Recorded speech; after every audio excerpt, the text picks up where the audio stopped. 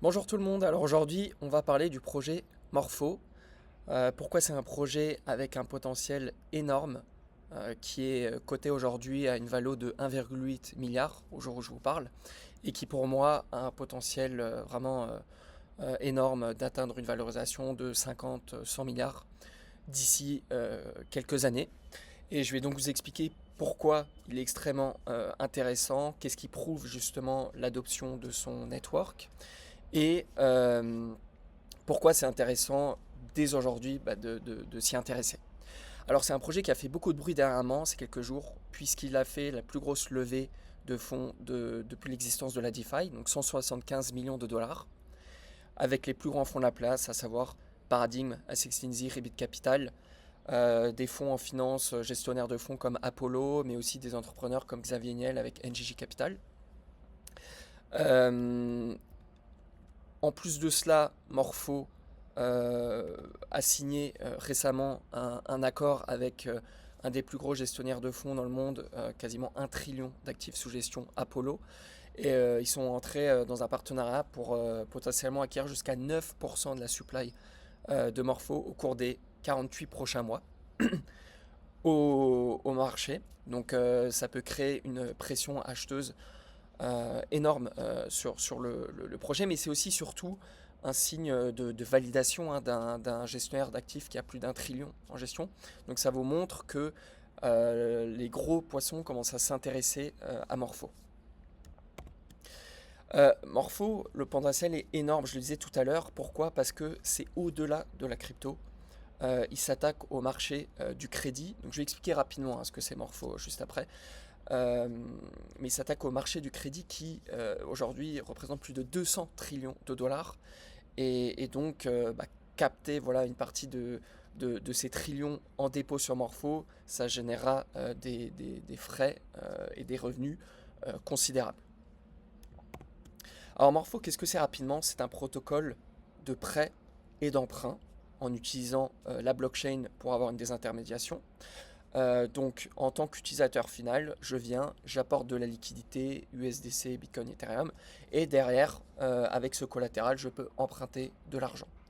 Je peux aussi tout simplement déposer de l'argent pour les prêteurs et gagner un rendement.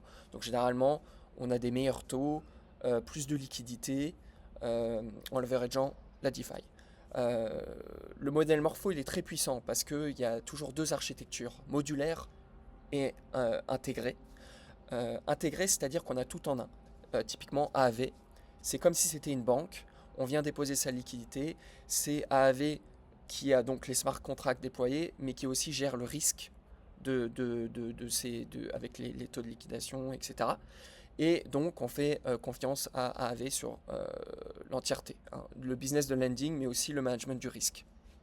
La différence avec Morpho, c'est que c'est modulaire. C'est-à-dire que Morpho est juste un protocole d'infrastructure pour déployer ce qu'on appelle des vaults, pour faire du prêt et de l'emprunt. Mais ensuite, ils ont isolé le risque hein, et par marché. C'est-à-dire qu'il n'y a pas tout qui est intégré.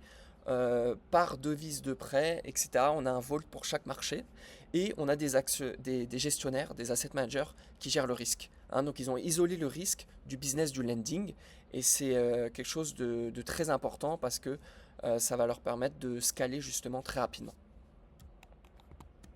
Alors Morpho a une croissance fulgurante et vraiment impressionnante puisque là on était au top du marché. Donc c'est logique, voilà, ils étaient à peu près 11 milliards.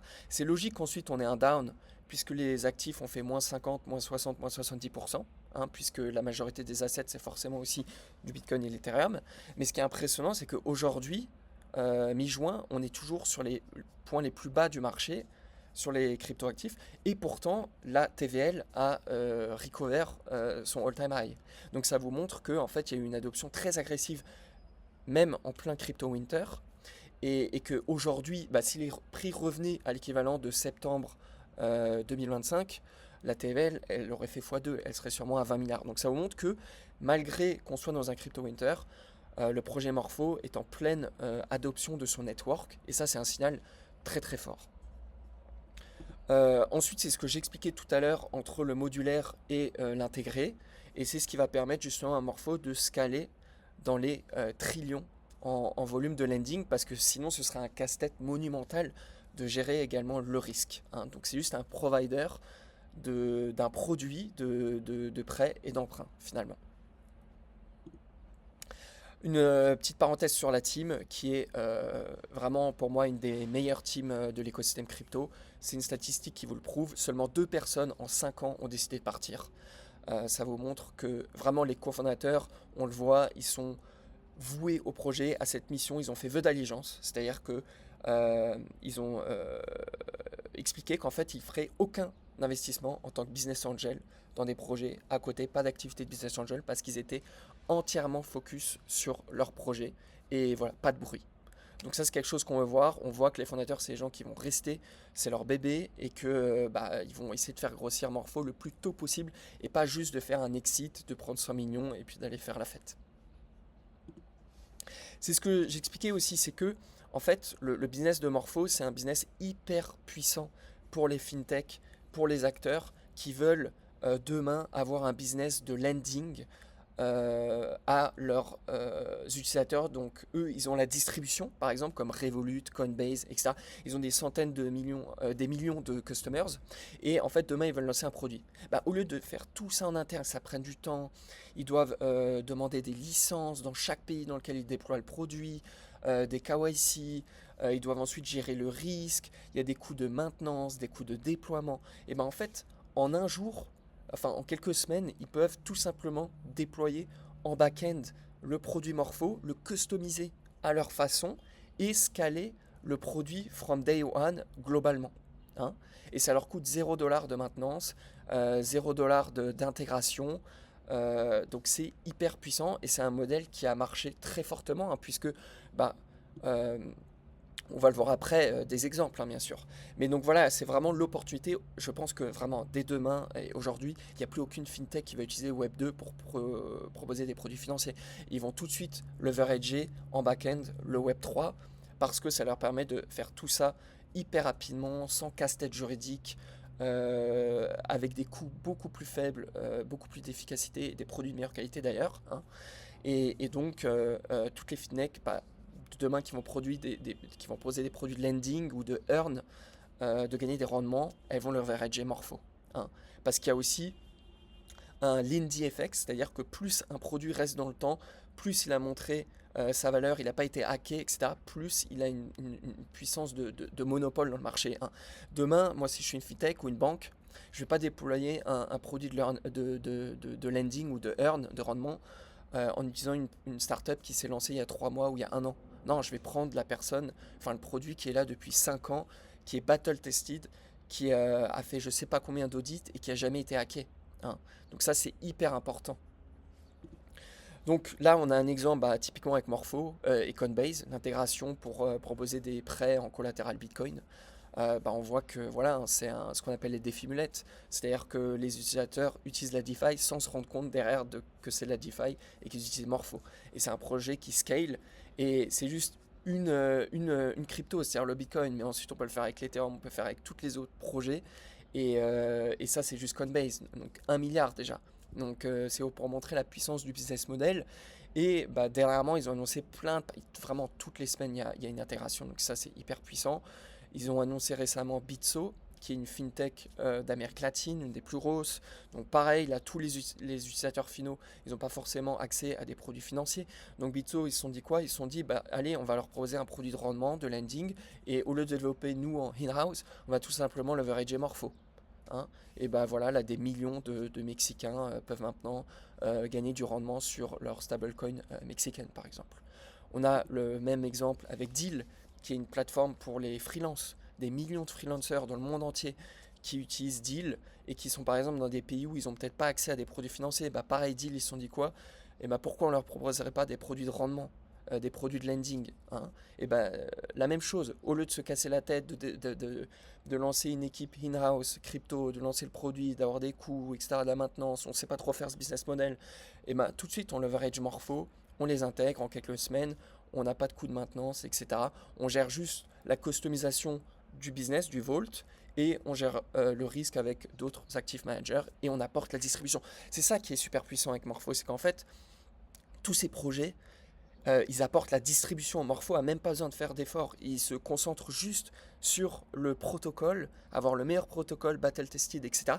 Et ensuite, tous les acteurs, en fait, qui ont envie de lancer des produits de rendement, de prêt, etc., ils vont utiliser Morpho et ils vont apporter tous leurs millions d'utilisateurs. Et ces utilisateurs ne sauront même pas qu'ils utilisent Morpho. Donc c'est ça vraiment la puissance du business model et pourquoi Morpho est hyper scalable et peut aller très très loin. Donc ensuite, on a des annonces comme quoi Revolut a aussi choisi Morpho pour ses produits de rendement. Donc voilà, moi je ne serais pas surpris que plus tard, on ait aussi Robinhood euh, et plein d'autres fintech. Hein. On a aussi, Morpho a déjà été choisi aussi par Société Générale, euh, Kraken, un autre échange. Je ne sais pas encore combien d'autres échanges, mais je crois BitGet, etc. Donc Binance, donc ça ne s'arrête pas en fait les intégrations. Et, euh, et ils ont même développé des vaults avec de la privacy, hein, avec Zama notamment, donc ça leur permet d'apporter de la confidentialité, ce qui est hyper important pour la finance traditionnelle. Donc ça, c'est aussi un élément crucial. Et en plus de cela, ils ont annoncé très récemment Morpho-Minai, donc un nouveau protocole qui va leur permettre de proposer ce même business model, un protocole de prêt et d'emprunt, mais avec des taux fixes. Et donc ça, c'est vraiment un unlock qui va en effet leur permettre de passer à une échelle supérieure au-delà de la crypto, mais vraiment d'attaquer la finance traditionnelle pour qui c'est essentiel. Et donc voilà, c'était une vidéo pour vous montrer à quel point on est en plein crypto winter, mais vraiment l'adoption de Morpho, elle est impressionnante, le nombre d'intégrations, donc son network, comment il se développe. Et il faut comprendre qu'aujourd'hui, on est seulement au début en fait de la DeFi et de ces business models. C'est vraiment des preuves de concept. Vous voyez, Coinbase a d'abord commencé avec Bitcoin, maintenant ils l'ont fait avec l'Ethereum. Mais tous ces projets-là, ils vont lancer tellement de produits financiers avec Morpho et toutes les prochaines fintech, toutes les prochaines banques, etc. Quand il y aura des trillions sur la DeFi, en fait, 10 milliards aujourd'hui de déposits sur Morpho, c'est rien du tout. Hein. Mais c'est une step function. C'est-à-dire que dans 2 ans, on peut passer à 50-100 milliards de dépôts sur Morpho. Dans 3 ans, 500 milliards. Dans 4 ans, 3 trillions. Et donc en fait, c'est pour montrer que ça peut exploser. Vous voyez, d'ici 2032, on peut être à 20-30 trillions. Et donc en fait, les frais générés seront énormes. Et c'est pour ça que je l'ai expliqué au début de la vidéo. Morpho peut clairement atteindre une valorisation de 50 ou 100 milliards, ce qui fait 1 fois 50 aujourd'hui par rapport à sa valorisation. Donc voilà, j'espère que cette vidéo vous a plu. N'hésitez pas à liker, commenter, partager. Dites-moi ce que vous avez aimé, si vous avez des commentaires pour m'améliorer. Et surtout, n'hésitez pas à me proposer un sujet, un deuxième projet à analyser pour la prochaine vidéo. Voilà, je serai ravi de répondre à vos requêtes. Allez, passez une bonne journée et puis à la prochaine.